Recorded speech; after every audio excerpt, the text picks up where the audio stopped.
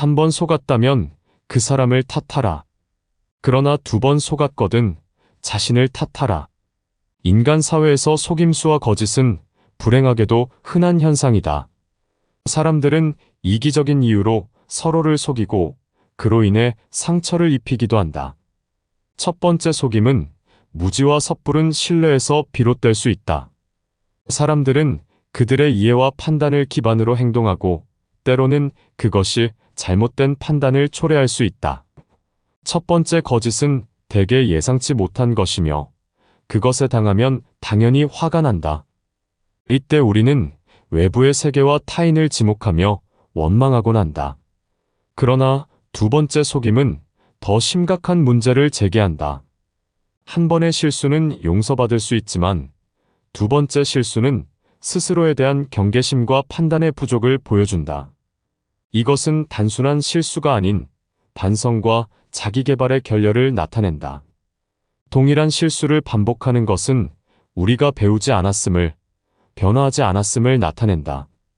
첫 번째 거짓은 무지와 경험 부족에서 오는 것일지 모른다. 하지만 두 번째 거짓은 무엇보다도 자신을 속이는 일이다. 당신이 진실을 외면하고 싶은 이유는 무엇인가? 그 누구도 당신을 지켜주지 않는 세상에서 당신은 스스로가 제일 믿을 만한 사람임을 깨닫는 것이 중요하다.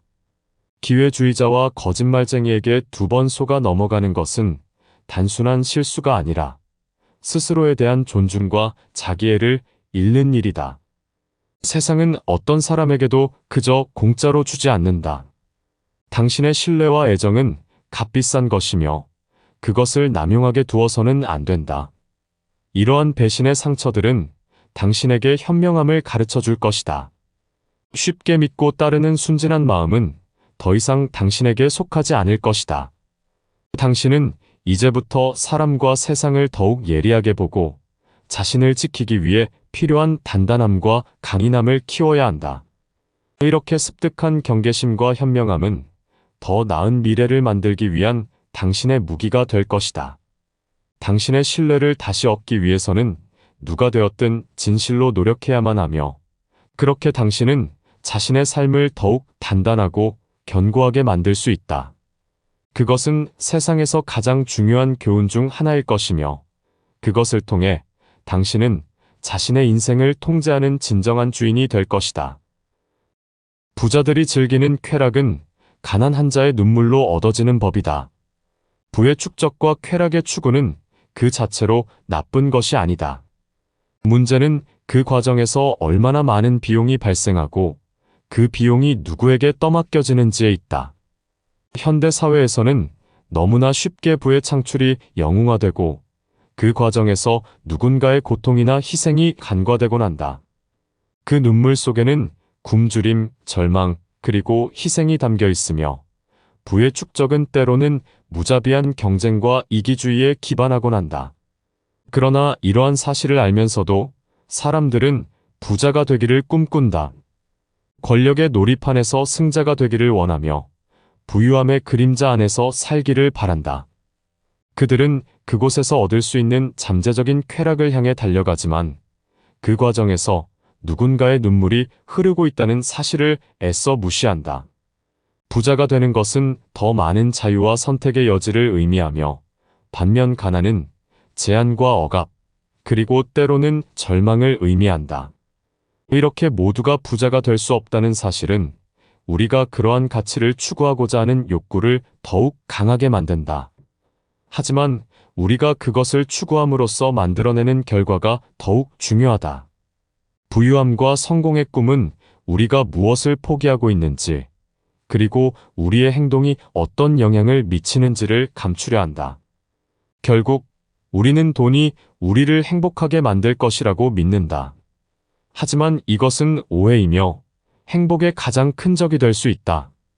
진정한 행복은 돈으로 얻어지는 것이 아니라 사랑과 공감, 이해와 포용, 그리고 무엇보다도 평화로부터 비롯된다.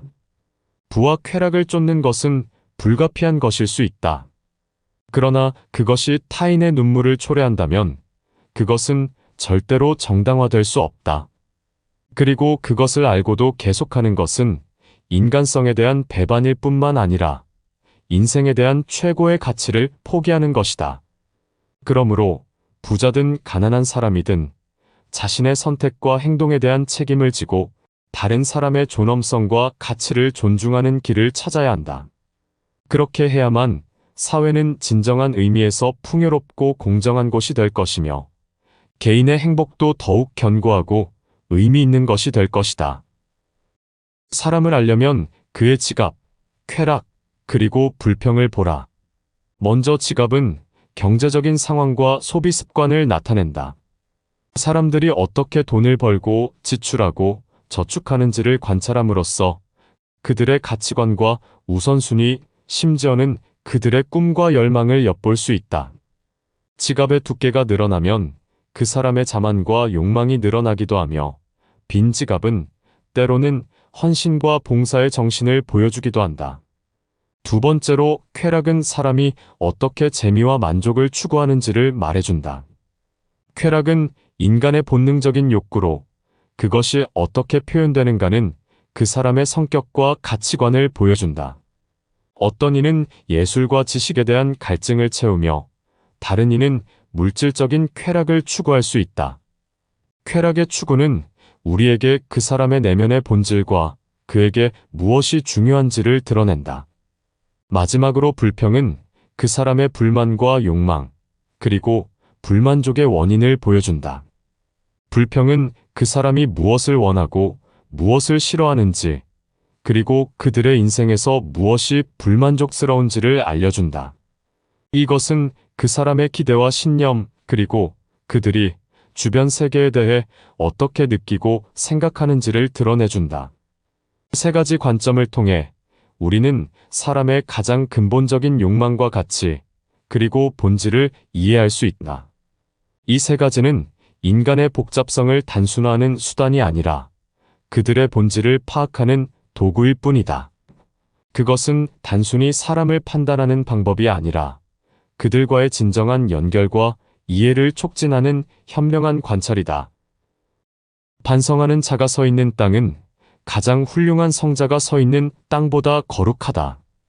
반성하는 자, 즉 자기 자신과 자기 행동을 지속적으로 검토하고 성찰하는 사람은 지혜와 성장의 길을 걷고 있다. 그것은 단순한 자기만족이나 스스로를 높이는 행위보다 더 깊은 의미를 갖는다. 그것은 자신의 잘못과 결점을 인정하고 그것들로부터 배우려는 노력이다. 그러한 과정은 쉽지 않으며 때로는 고통스럽기도 하다. 그러나 그것은 진정한 성장과 변화를 이끌어낸다.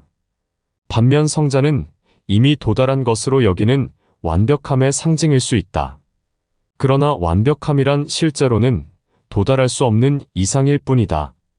누구도 완벽하지 않으며 그것을 추구하는 것은 때로는 오만과 자만으로 이어질 수 있다. 따라서 완벽함을 추구하는 것보다 자기 자신의 불완전함과 결점을 인정하고 그것들로부터 성장하려는 노력이 더 가치 있는 것이다. 이는 진정한 겸손과 지혜를 추구하는 길이며 이를 통해 우리는 자신의 삶과 타인과의 관계를 더욱 풍요롭고 의미 있게 만들 수 있다. 자신만의 완벽한 세계에 갇히지 않고 현실의 땅에서 반성하며 성장하는 것이야말로 진정한 지혜와 가치를 찾는 길이다. 사람은 세 가지의 이름을 갖는다. 부모가 붙여주는 이름, 친구들이 우정을 담아 부르는 이름, 그리고 자기 생애가 끝났을 때의 명성이다. 첫 번째 이름은 우리의 기원과 뿌리를 나타낸다.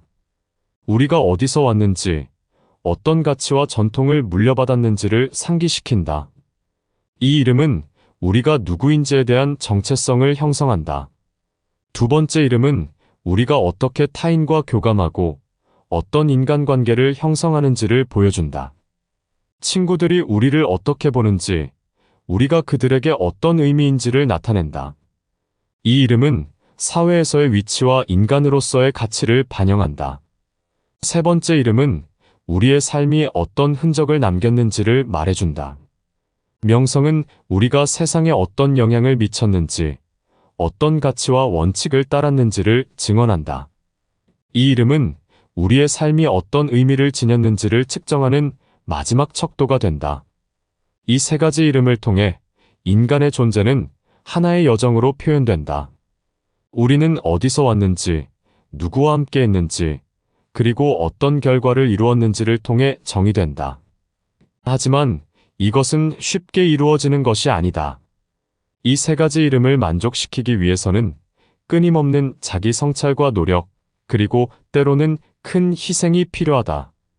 그렇지 않으면 우리는 삶의 중요한 부분을 잃게 되며 세 가지 이름 중 하나라도 미흡하게 되면 그것은 우리의 인생을 온전히 보여주지 못하게 될 것이다. 벗이 화내고 있을 때에는 달래려 하지 말라.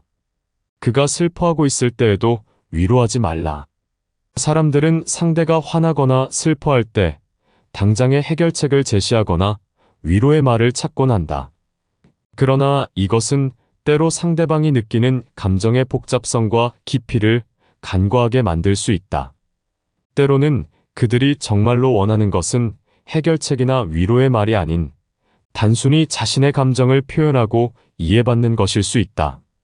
그러한 상황에서 상황을 타개하려만 한다거나 일반적인 위로의 말은 그 감정을 무시하거나 경시하는 것으로 여겨질 수 있다. 이는 우리가 상대방의 감정을 정말로 이해하고 있는지 아니면 단순히 표면적으로 상황을 해결하려고 하는지에 대한 질문을 던진다. 진정한 위로는 상대방의 감정을 존중하고 그 감정을 허락하며 그것을 공유하는 데 있다. 이것이 의미하는 바는 때로는 말이 아닌 경청이 중요할 수 있다는 것이다. 그것은 상대방의 감정에 대한 깊은 이해와 존중, 그리고 상호 간의 신뢰와 연민을 기반으로 한다. 우리 모두는 상대방의 감정을 단순히 해결하거나 고치려 하지 말고 그것을 이해하고 받아들이려는 노력을 해야 한다. 그럼으로써 우리는 그들과의 관계에서 더 깊은 이해와 공감을 발견하게 될 것이다. 이것은 단순한 관계를 넘어 진정한 의미에서의 인간성을 형성하는 길이 될 것이다.